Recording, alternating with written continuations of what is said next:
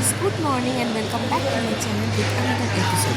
আজকের সকালটা আমার জন্য খুবই স্পেশাল, কারণ আজকে সকালটা শুরু হয়েছে আমার পরিবারের লোকজনের সাথে। তো সকালবেলা ঘুম থেকে উঠে ভিডিও শুরু করতে না করতে মা ডেকে পাঠিয়েছে, কী বলে সেটা আমি পরে কথা হচ্ছে। তো এখন বাজে সকাল 11টা। ঘুম থেকে উঠে চা খেয়ে ব্রেকফাস্ট করে আমি এখন রেডি হয়ে যাবো বাবার সাথে একটু বেরাবো বলে। তো তোমাদেরকে আরও একটা জিনিস আমি জানিয়ে রাখি, যেটা হচ্ছে গিয়ে আমার এর আগেও একটা চ্যানেল ছিল, যেটা কোনো কারণবশত আমাকে বন্ধ করে দিতে হয়েছে। তো সেই জন্য এটা আমার নতুন channel. So welcome back to my new channel. তো প্লিজ ফলো অ্যান্ড সাবস্ক্রাইব করে দিও নতুন নতুন ভিডিও পাওয়ার জন্য। তোমরা যারা আমার ভিডিওগুলো দেখেছো, আগের ব্লগগুলো দেখতে, তারা নিশ্চয়ই জেনে থাকবে যে আমি ব্যাঙ্গালোরে থাকি এবং আমি একজন স্টাফ নার্স। তো আমার হসপিটালের রুলস অনুযায়ী আমি আমার হসপিটালের ভেতরে ভিডিওগুলো শেয়ার করতে পারি না সোশ্যাল মিডিয়াতে। সো বাট আমার ডেইলি লাইফের ভিডিও, আমি কোথায় যাচ্ছি, বেড়াতে যাচ্ছি, আমার বাদবাকি লাইফের সব কিছু আমি ট্রাই করবো এবার থেকে তোমাদের সাথে শেয়ার করার সব সময়ের জন্য। তো চলো আজকে, হ্যাঁ, আরেকটা জিনিস আমি তোমাদের জানিয়ে রাখি যে আমি এখন প্রেজেন্টলি তামিলনাড়ুতে রয়েছি, কারণ আমি এখন 1 মাসের ছুটি নিয়েছি আর আমি বাড়ি যাচ্ছি এখন। তো আমাদের ঘুরতে যাওয়ার একটা প্ল্যান হয়েছে, আজকেই রাতে আমাদের ট্রেনটা রয়েছে।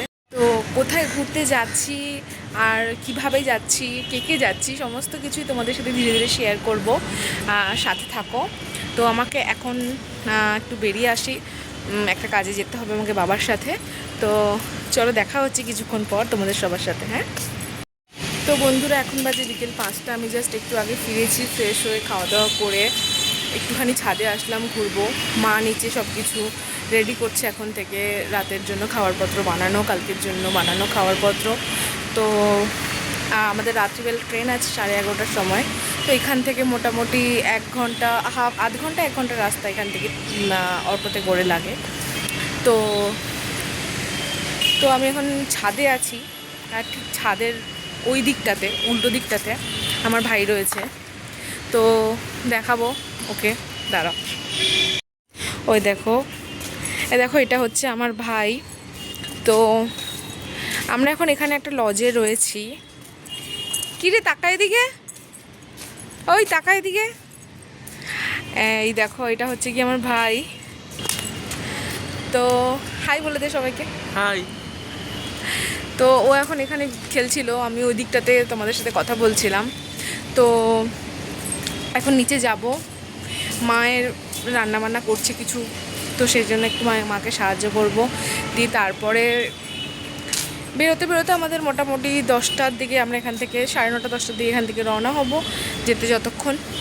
আরেকটা জিনিস তোমাদেরকে দেখাই, ওই দেখো পিছনে যেটা দেখা যাচ্ছে, এটা হচ্ছে সিএমসি ভেলোর হসপিটাল। তো যারা বুঝতে পেরে গেছো আই থিঙ্ক যে হ্যাঁ, ট্রিটমেন্ট পারপাসে। সো একটা লং স্টোরি রয়েছে। হ্যাঁ, আমাদের প্রত্যেক বছর এখানে আসা হয় ট্রিটমেন্ট পারপাসে, কোনো সেরকম সিরিয়াস কিছুই নয়, কিন্তু জাস্ট ফর চেক আপ আমরা প্রত্যেক বছর এখানে আসি। এই যা, আর দেখো আমি এখানে ভিডিও করছি আর আমার ভাইয়ের কাজ কাট দেখো কোথায় উঠে গেছে। এখানে হচ্ছে নর্মাল এই গেটটা দিয়ে আমি আসলাম, এখানে আসলাম, আর দেখো এই সিঁড়িটা দিয়ে ও কোথায় উঠেছে দেখো। এই হচ্ছে ওর কাজবার, এই রকমই ও করতে থাকে। এত দুষ্টু যে কিছু বলার মতো নয়, কারোর একটা কথা শুনে না, কিছু না। দেখো এটা দিয়ে উঠে ওপরে চলে গেছে। নেমে আয় ওখান থেকে, নেমে আয় বলেছি। তো চলো, অনেকক্ষণ হলো আমি ছাদে এসেছি, এবারে নিচে যাওয়া। আর এই দেখো, আমাদের রুমের ঠিক অপোজিটে, মানে আমরা যে লজটায় আছি তার ঠিক অপোজিটে এরকম একটা বাজার রয়েছে। সকালে এখানে পুরো সবজি বাজার বসে, আর বিকেলবেলা এখানে পুরো মার্কেট বসে। বাসনপত্র, সাজাগোজার জিনিস, কাপড়পত্র সব কিছুই বসে এখানে। আর এখানে দেখো একটা ছোট বাচ্চা, ও মুরগির সাথে কীরকমভাবে খেলছে। আর এই যে আমি, ঘেমেছে, দেখেছো কীভাবে ঘেমেছে ও, কি বলবো। তো নিচে চলে এসেছি এখন, এইটা হচ্ছে বারান্দা, আর এখান দিয়ে আমাদের ওদিকে রুমে যাওয়ার। তো মা কাজ করছে দেখি। এই হচ্ছে আমার বাবা, অফিসের থেকে ছুটি নিয়ে এসছে, তাও তাও ফুরসত নেই, তাও অফিসের কাজে সারাদিন ব্যস্ত। দেখো এখানে অফিসের কাজ করছে। ডিম আনতে যাচ্ছিস? যা। এখন আবার ডিম আনতে গেল আমার ভাই। কেননা রাত্রিবেলা আলু ভাজা, ডিম ভাজা বা ডিমের তরকারি সাথে রুটি এটাই নিয়ে যাওয়া হবে বলে ঠিক করা হয়েছে। তো ওই জন্য আমার গেলে এখন ডিম আনতে। তো ভাই নিচে ডিম আনতে গেছে আর আমি ওপর থেকে দেখছি যাতে দোকানটাও না হারিয়ে ফেলে। দেব ভাই এখন আলু কাটছে, আলু ভাজা হবে। এ দেখো আমার দেব ভাই। হ্যাঁ, তোর কটা আলু কাটা হলো? এই যে 4টে আলু কাটা হয়ে গেছে, আরো দুটো কি কিনতে হবে। তুই নিচে ডিম আনতে গেছিলি, আর কিছু নিয়ে আসলি এখন? না, মা কোথায়? মা তো রুটি বানাচ্ছে। ও বাহ, আচ্ছা। এখানে দেখো আমার ভাই আমার মাকে ডিমগুলো দিয়ে আসছে। আর এটা হচ্ছে কি আমাদের লজের কমন কুকিং স্পেস। এরকম সমস্ত লজেই কম বেশি কুকিং স্পেস থাকে, প্রত্যেকটা লজে এখানে। আর দেখো এখানে আমার মা রুটিগুলো করে নিচ্ছে রাতের জন্য। আর এখানে অলরেডি এতগুলো রুটি হয়ে গেছে থালাতে, দেখো এখনও চলছে। তো এখানে একটা জিনিস খুব ভালো, যেটা হচ্ছে কি এখানে গ্যাস এবং বাসনপত্র সবটাই ভাড়াতে পাওয়া যায়। আর ডেলি একটা সার্টেন অ্যামাউন্ট থাকে যেটা আমাদেরকে ভাড়া দিতে হয়। তো একটা জিনিস ঠিক যে শুধুমাত্র যে দূর থেকে আসলে মানুষজন যে হোটেলে থাকবে, হোটেলে খাবে, দেখো হোটেলে খাওয়া দাওয়া তো সবসময় করাটা উচিত না। তো এখানে একটা অপশান থাকবে যে তুমি নিজের মতো করে নিজে রান্না করে খেতে পারবে, তোমাকে সবসময় হোটেলে খেতে হবে না। তো এটা একদিক দিয়ে ভালো, বাইরের খাবার তুমি না খেলেও চলবে।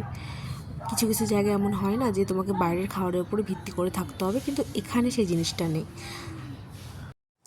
এখন বাজে রাত্রি 10টা আর আমরা সবাই মিলে বেরিয়ে পড়েছি স্টেশনের উদ্দেশ্যে। ভেলোরের স্টেশনটা হচ্ছে কাটপাটি স্টেশন, যেটা আমাদের লজের থেকে আধ ঘন্টা কি 45 মিনিটের দূরত্বে রয়েছে।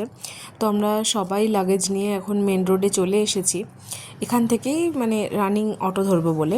তো এখান থেকে অটো নিয়ে আমরা এখন সোজা যাব কাটপাটি স্টেশনে।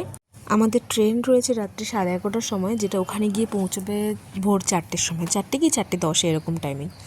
তো যেটা বলার ছিল আর কি, এই যে প্ল্যানটা হলো আমাদের ঘুরতে আসার, এটা একেবারে সাডেন প্ল্যান হয়েছে। মানে আমি অনেক দিন থেকেই বলছিলাম ঘুরতে চলো বলে, কিন্তু যাওয়া হয়ে উঠছিল না। আর এইবারে যে এখানে ট্রিটমেন্টে আসার কথা ছিল, তো এটা শুধুমাত্র ট্রিটমেন্টেই আসার কথা ছিল। তো আমি ব্যাঙ্গালোর থেকে এখানে আসার পরে হঠাৎ করেই বললাম যে চলো কোথাও থেকে ঘুরে আসা যাক অ্যাটলিস্ট 2 দিনের। তো সেই জন্য হঠাৎ করে প্ল্যান হয়ে হঠাৎ করে টিকিট করে এই সমস্ত প্ল্যানটা হলো। আর আমি এই ট্যুরটার জন্য এতটাই এক্সাইটেড, কেননা প্রায় 2 বছর পরে আবার আমরা সবাই একসাথে বেরোচ্ছি। আমার মামি আর আমার ভাই মানে মামার ছেলে, ওরা আসতে পারলে আরও ভালো লাগতো, আরও অনেক বেশি মজা করতাম, অনেক বেশি এনজয় করতাম। কিন্তু যাই হোক, কিছু করার নেই, ওরা আসতে পারেনি। বাট আমার মামা যে আমার সাথে আছে এটার জন্য আমি ভীষণ হ্যাপি, কেননা আমার মামা আমার কাছে খুব খুব কাছের। আমার বাবা মার পরে আমার মামার জায়গা আমার কাছে। তো সেই জন্য আমি খুব এক্সাইটেড, বাট বেশি এক্সাইটেড হব না, কেননা আমি যখনই বেশি কিছু এক্সাইটেড হয়ে যাই তখনই কিছু একটা খারাপ হয়ে যায় আমার সাথে। তো যাই হোক, আর এই যে পুলটার ওপর দিয়ে আমরা যাচ্ছি, এইটার একটা হিস্ট্রি আছে। এখানে বলে যে এইখানে নাকি আগে একটা নদী ছিল, তো এখন এটাতে পুরো চড়া পড়ে গেছে, নিচটা অন্ধকারের জন্য দেখানো যাচ্ছে না। বাট এখানে আগে এত বড় একটা নদী ছিল আর অনেক স্রোত ছিল ওতে, এখন যেটাতে জল একদমই নেই। তোমাদের সাথে কথা বলতে বলতে স্টেশনেও পৌঁছে গেলাম। এটা স্টেশনের মেন গেট, আর ওই যে দুটো বিল্ডিংটা সাদা রঙের, ওইখানটাতেই স্টেশনটা তো দেখা যাচ্ছে। আমরা অটোতে উঠেছিলাম 10টা 20 নাগাদ, আর এখন বাজে 10টা 50। অনেকটা তাড়াতাড়ি আমরা চলে এসেছি, কারণ এখন রাত্রিবেলা, পুরো রাস্তাই ফাঁকা ছিল, কোনো জ্যাম ছিল না, সেই জন্য একদম স্মুথলি খুব তাড়াতাড়ি পৌঁছে গেছি আমরা স্টেশনে। তো এখন স্টেশনের ভেতরে যাব এবং দেখব কোন প্ল্যাটফর্মে আমাদের ট্রেন দিয়েছে। காட்பாடி மேமோ பேசஞ்சர் நடைமேடை 5 இன்னும் சற்று நேரத்தில் வந்து சேரும். May I have your attention please? Train number 6. স্টেশনের ভেতরে ঢুকে এনকাউন্টারে দেখলাম ট্রেনের টাইমিংটা। তো ট্রেনটা 20 মিনিট মতো লেট রয়েছে, আর ওখানে আমার মামা আর আমার মা বসে গেছে। বসার কোনো জায়গা খুঁজে পাচ্ছিলাম না, তাও একটা জায়গা ম্যানেজ করে বসলাম আমি আর ভাই। আর আমার বাবা এখানে ভাবছি ছবি তোলা হচ্ছে, বুঝতে পারিনি যে ভিডিও হচ্ছে। আর এই যে আমার মামা, এটা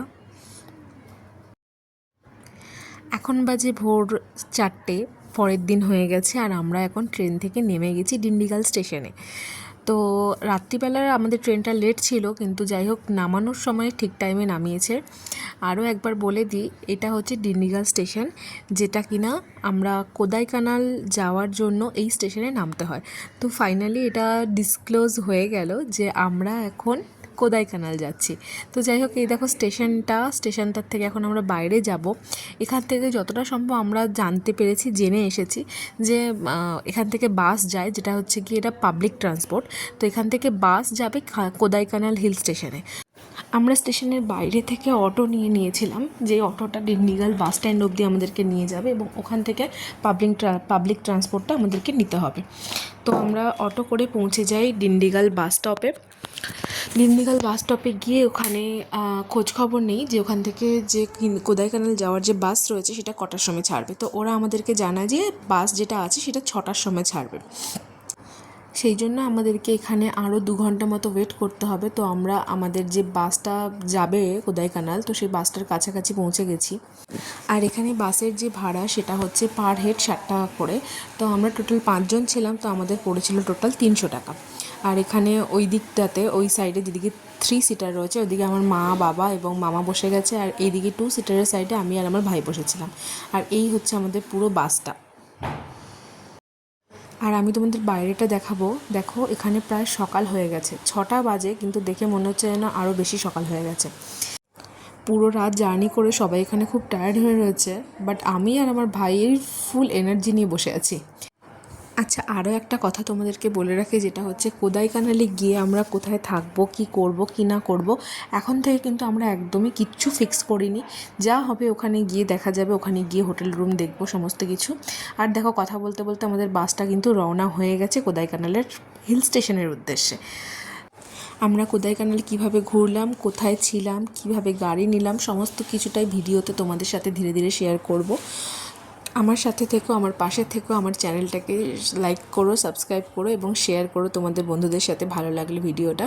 তো আজকের ভিডিওটা এই অবধি। চলো, টাটা, বাই বাই। দেখা হচ্ছে তোমাদের সাথে আবার অন্য একটা ভিডিওতে।